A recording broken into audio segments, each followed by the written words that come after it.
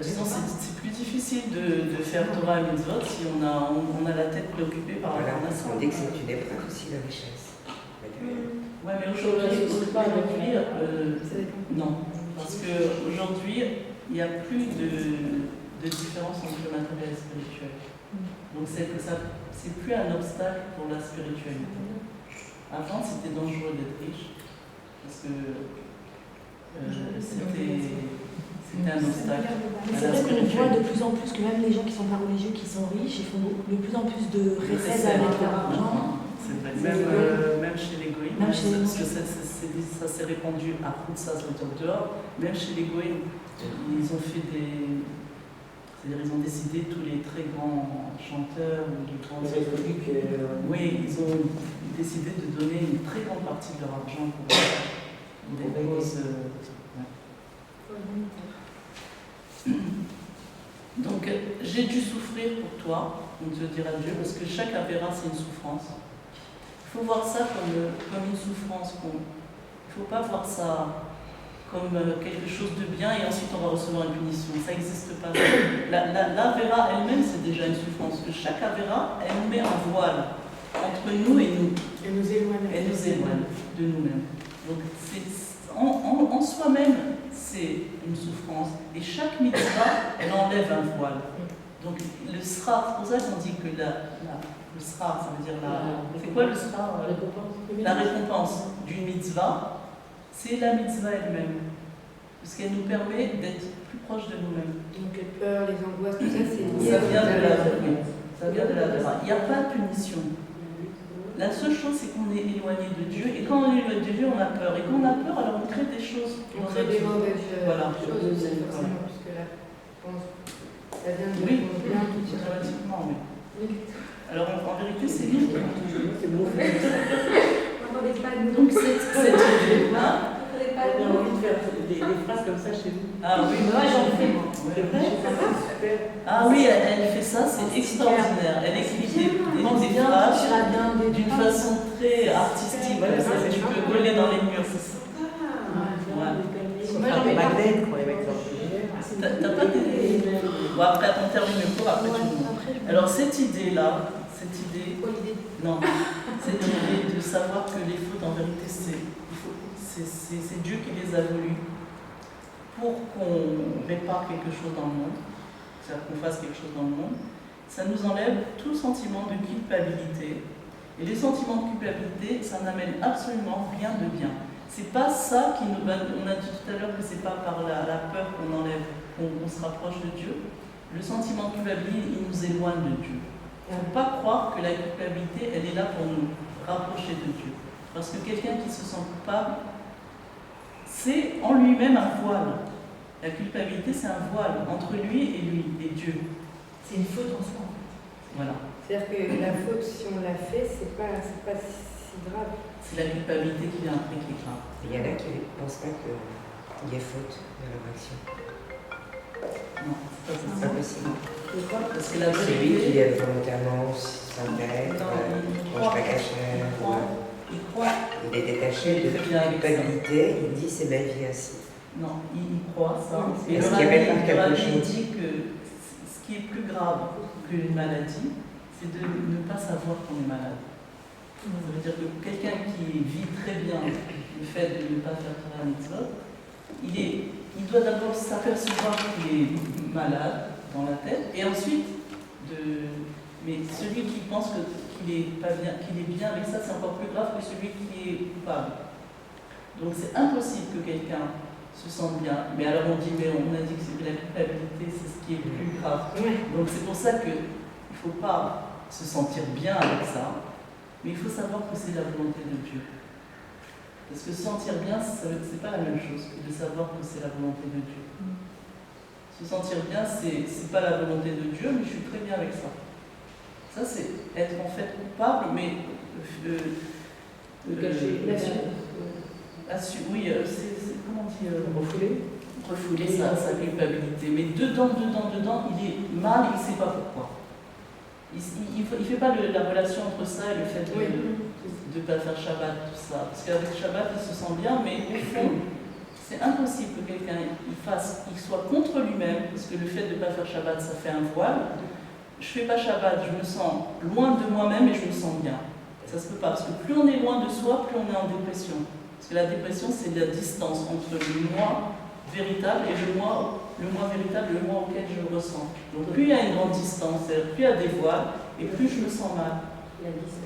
La distance entre le vrai moi et le faux moi. Donc à un moment, il sera rattrapé. Même s'il se sent bien, il sera rattrapé. Il se sent... Parce qu'il y a plein de gens comme ça qui se sentent. Oui, mais il se sent mal. Tu décompenses. À 40 ans, il y a quelque chose qui s'est passé. Parce que ton enfant, c'est tout machin, tu l'as refoulé dans ton... Voilà, c'est la même chose. C'est exactement la même chose. Mais par exemple, la distance, on va prendre cet exemple, il y a des gens qui sont loin d'eux-mêmes, oui. Et après ces Shalom, il y a un événement qui fait que... Oui, alors ça, c'est soi-même. C'est nous qui nous l'envoie. C'est nous-mêmes qui nous Oui, l'envoyons. oui. J'ai pas entendu ce mot. Ça m'a peur. Non, parce que je dis souvent qu'il y a des gens comme ça qui sont très loin de la religion. Chas Shalom, il leur faut, je ne sais pas qu'il leur faut, mais il y a un événement qui va les réveille. qui les réveille. Et lui, il dit que l'événement, en fait, c'est lui qui se l'envoie. Bien sûr, c'est sa primiote, c'est son intériorité qui veut cet événement parce qu'il sait que c'est cet événement qui va lui faire prendre conscience. Donc il n'y a pas il envoie son épreuve. Oui. Il n'y a pas de punition en vérité. On va son épreuve. Il y a des conséquences, non? Il y a quelque chose qui est voulu par soi-même pour apprendre de ça. On pense à la pire des choses, ça ne peut pas être voulu par soi-même. Non, ça Oui, peut c'est- Il n'y a il pas de système de destruction Oui. pour se pousser soi-même dans la C'est chute. pas autodestruction, puisque c'est construction. On vient de dire que la destruction, elle n'existe pas. Donc c'est que la construction. Donc la chute n'existe pas, donc il n'y a que de la construction. Donc même quelque chose qui est négatif en face de nous en vérité, c'est nous qui nous l'avons. C'est pour ça qu'on dit créé à à nous-mêmes. que Hachem il envoie une épreuve à celui qui peut la recevoir. Bien sûr, puisque c'est soi. Ben oui, tu ne peux pas t'envoyer quelque chose que tu sais que tu ne peux pas recevoir. Donc si tu t'es envoyé cette épreuve, c'est pour tu sais que cette épreuve, elle va te permettre de t'élever parce que tu vas apprendre de ça.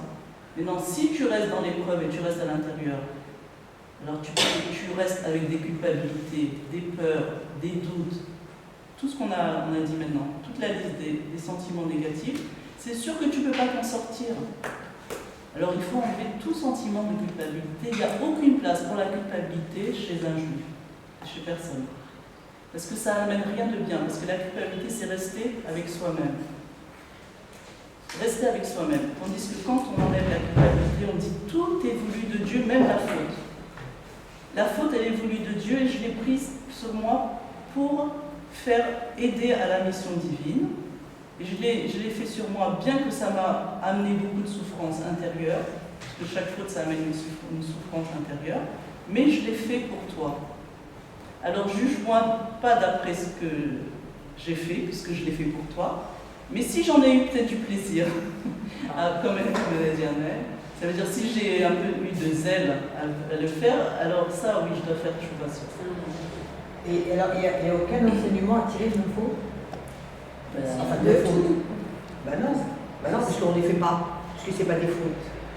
Mais si, il faut la comprendre. Oui, mais la faute, elle nous amène Ah oui, à l'enseignant Quand va tu dire l'as c'est que fait la à faute, la quand on fait tchouva, elle se transforme en mérite. C'est quelqu'un qui D'accord, mais par exemple, Non, il n'y a rien à il apprendre. n'y a aucun enseignement à apprendre.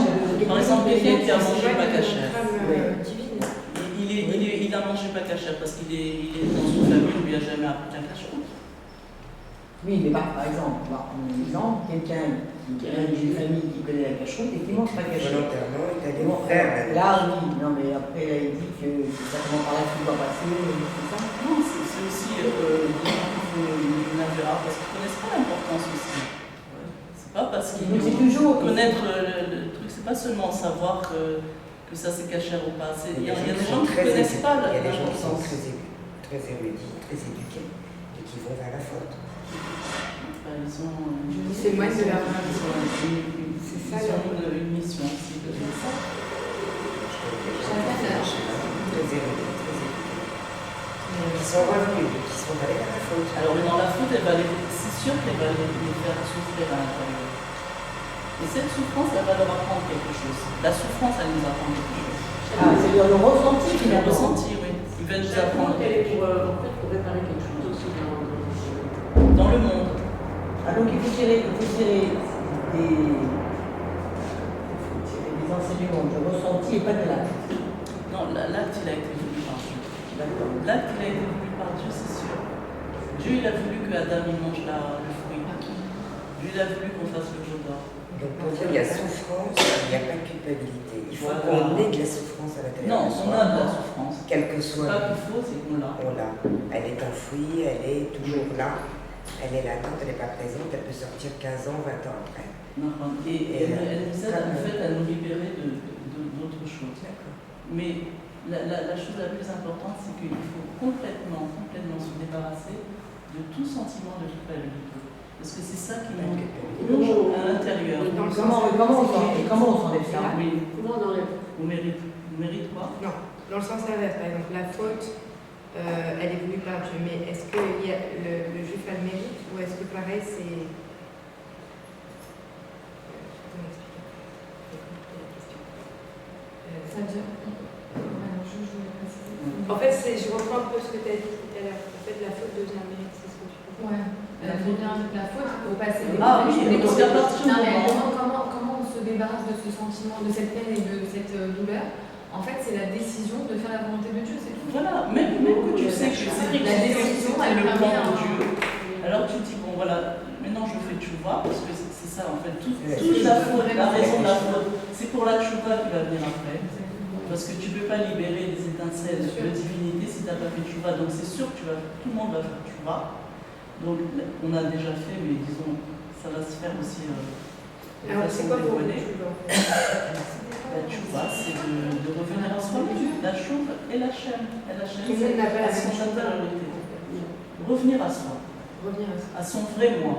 Donc quand tu reviens à ton vrai moi, tu libères d'un coup toutes les étincelles de divinité qui étaient enfermées dans les choses interdites et qui t'avaient interdit, toi, assourd, ça veut dire emprisonné, qui t'avaient emprisonné dans la plupart du monde. Automatiquement, tu te libères, et c'est pour ça qu'on dit qu'un Bachouva, il est très très haut, parce qu'il montre avec les étincelles qu'il a libérées, que c'est des étincelles d'un très haut niveau.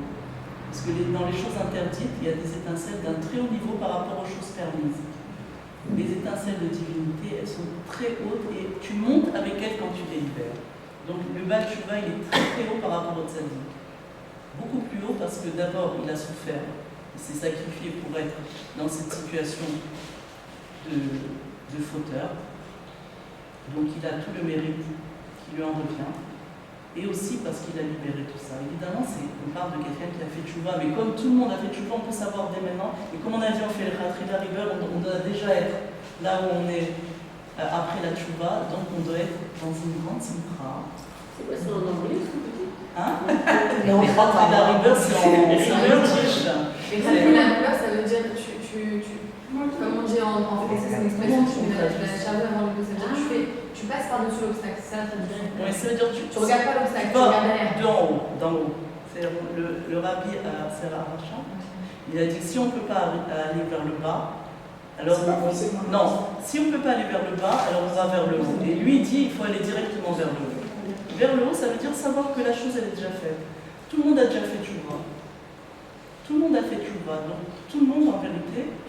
Maintenant, on doit arriver au ressenti de la tchouva. Parce que c'est vrai que le rabbi a dit que tout le monde a fait tchouva, mais il faut le ressentir aussi.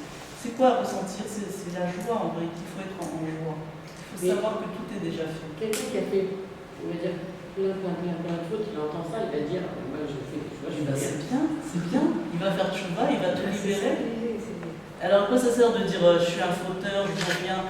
Quelqu'un qui est coupable, il ne veut jamais faire tchouva. Parce qu'il dit je suis foutu. Non, mais il va rien Je faire, n'aime mais pas. c'est bien, c'est bien. Hein? Non, mais Non, si, c'est ça qui va l'amener à la tchouva. Parce que quelqu'un qui ne fait pas de tchouva, c'est pas parce qu'il se... Quelqu'un qui fait tchouva, c'est pas parce qu'il se sent coupable. Le coupable, il ne fait pas de tchouva. Il reste avec sa faute, il rumine. Il est toujours dans le mal. Mais en vérité, c'est logique parce que quelqu'un qui rejette sa culpabilité quelque part, il reconnaît. Il reconnaît, exact. Et là, enfin, c'est-à-dire, il la considère déjà comme une faute. S'il ne se sent pas, c'est qu'il y a faute, c'est pas un sentiment positif. Et la culpabilité, c'est une faute en soi, donc on est 100% pas. Exactement, oui. Voilà, on termine là. Alors, juste, c'est quoi la fin de la phrase? Donc, Quelqu'un qui fait des chouva, c'est. non, quelqu'un qui se sent coupable, il ne peut pas faire chouva parce qu'il est dans la faute. Il reste impliqué avec la faute. Il faut séparer la faute de soi en sachant que c'est voulu par Dieu, alors tu es à un autre endroit. Et dès que tu es à un autre endroit, tu peux faire chouva. Parce que si tu restes avec la faute, tu ne peux pas faire chouva parce que si tu regrettes la faute, tu regrettes toi-même. Tu t'impliques aussi. Tu nies ton existence. Tu ne peux pas nier ton existence. Si toi et la faute, c'est une seule chose, quand tu regrettes la faute, tu te nies à toi-même. Donc il faut se séparer. Voilà, que ce soit pour la Refoua Shlema de Simcha Bat Sarah, Zivu Gagoun, Rivka Bat Léa, et Refoua Shlema Yonatan Shmuel Ben Sandra, Ari Nissim Ben Chana, toi pour l'Amo Israël, et que des bonnes choses pour tout le peuple israélien. Zivu pour Menorah Rachel Bat Anim Sarah, Amen. et pour tous ceux qui ont besoin, un bon mari ou une bonne Bat Israël, Bezrat Hashem. Tu voulais dire un nom? Non, c'est ma belle-sœur, mais je sais pas. Bon, Bezrat Hashem. Alors que Dieu donne tout ce qu'il faut à chaque juif et la richesse dans tous les domaines.